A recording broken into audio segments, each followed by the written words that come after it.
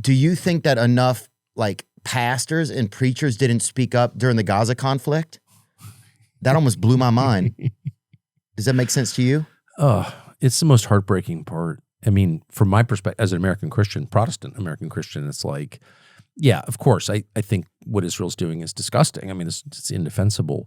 But my real like rage, like what I'm actually upset about, if you were at dinner at my house, I never rage about the Israelis or the Jews at my house. I just don't feel it. My rage, my actual personal rage, is directed toward my people. It's Protestant, Christian, evangelical pastors who have made deals with the Israeli government or have theology so deranged that they think their Christian faith requires them to support the murder of children, including Christian children. And I know some of them, and they believe that. And that, to me, is very hard to forgive. Like, I need to be a better person. I need to keep them in my prayers because I really feel hostility toward those people because they are the betrayers. Israel, in the end, is acting in its own interest or what it thinks is its own interest. Those people, what's their excuse? And they're going out there and giving sermons about Candace Owens on Sunday. She's not in the New Testament. Okay, Were they really doing that? Oh, big time. And that is not, whatever you think of Candace Owens, like I love Candace Owens, but maybe you hate Candace Owens. We can all agree that your opinion on Candace Owens has no bearing on the future of your soul. Okay, that's not Christianity. It's nothing to do with Candace Owens. So like, if you are giving sermons against Candace Owens, then you are betraying your people. Okay, and because you're misrepresenting your faith, Christianity, and those people, I clearly need to calm down about them because they're truly the villains in the story. That's my opinion. Of course, because you're always maddest at the people you know best and like Israel, whatever, go do your crazy Israeli things. But American evangelical leaders defending Netanyahu?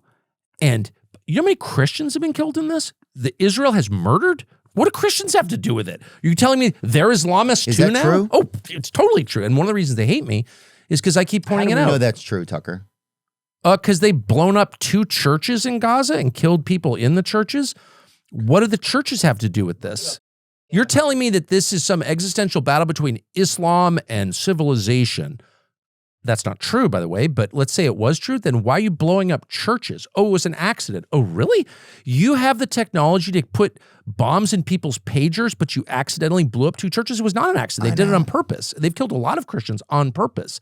And I'm probably the only person in American media to point that out because I'm a Christian. So I get to say that if I want. Well, shut up, Nazi. Okay. Well, why aren't there more like where are the Christian leaders in this? Yeah.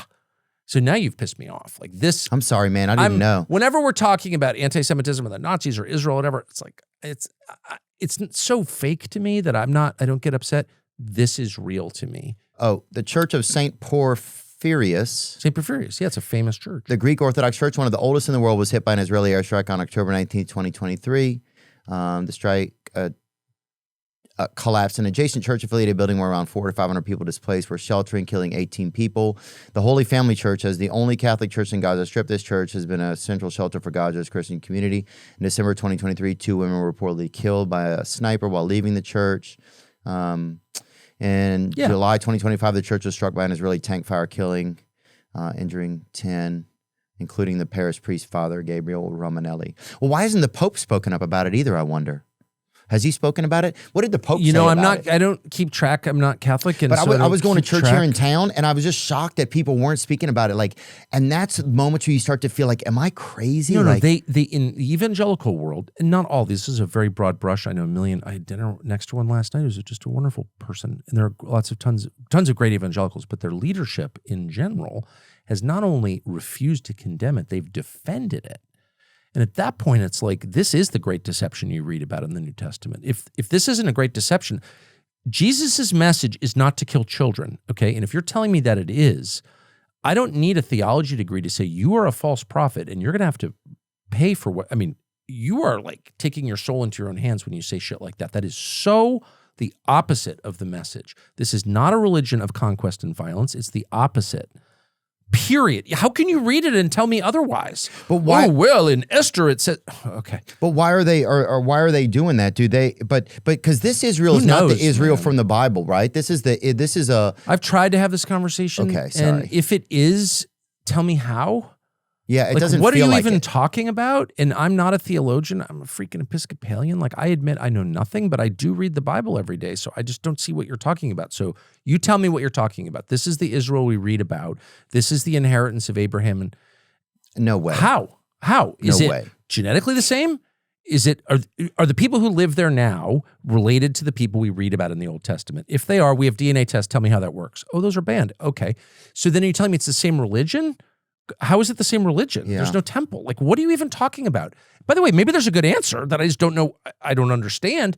But they literally never even try to answer the question. It's shut up Nazi, including from Christian ministers calling me a Nazi because Really? I asked, oh, big time.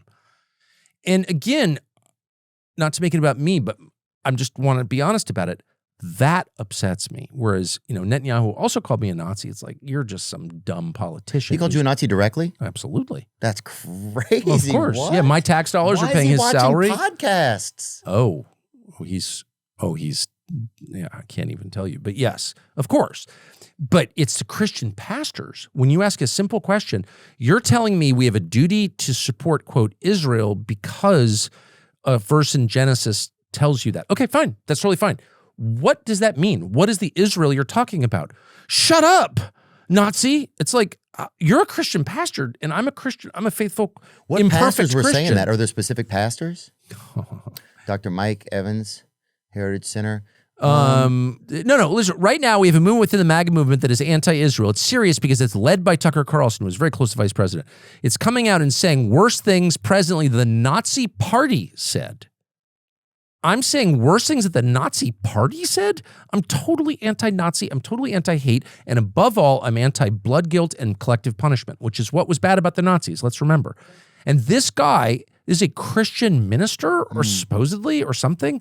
So it's this kind of thing that actually does get under my skin. That's my problem.